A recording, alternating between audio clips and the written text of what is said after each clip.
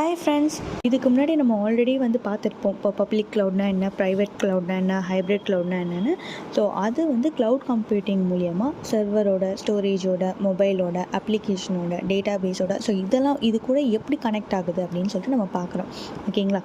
So already இப்போ பார்த்தீங்கன்னா வந்து க்ளவுட் கம்ப்யூட்டிங் சர்வீசஸோட ப்ரொவைட் பண்ணுறாங்க. ஓகேவா? அப்போ அவங்க ஆல்ரெடி வந்து சர்வரோட, மொபைலோட, அப்ளிகேஷனோட, டேட்டா பேஸோட கனெக்ட் ஆகிருப்பாங்க. ஸோ இது மாதிரி வந்து ஸ்டோரேஜோட கனெக்ட் ஆகிருக்கும்போது அந்த டைமில் வந்து நமக்கு எந்த இடத்துல வந்து எந்த ஸ்டோரேஜ் தேவைப்படுது, ஸோ பர்டிகுலர் டேட்டாவை மட்டும் நம்மளால் வந்து ஃபெச் பண்ணிக்க முடியுமோ, ஸோ இதை யூஸ் பண்ணி நம்மளால் வந்து எந்த இடத்துல வேணுமோ அந்த டேட்டாஸை வந்து பர்டிகுலராக வந்து ஃபெச் பண்ணிக்கலாம். இது மூலியமாக என்ன தெரியுது அப்படின்னா, சர்வர்ஸ் வந்து இன்டர்நெட் மூலியமாக வந்து ஆக்சஸ் பண்ணிக்குது.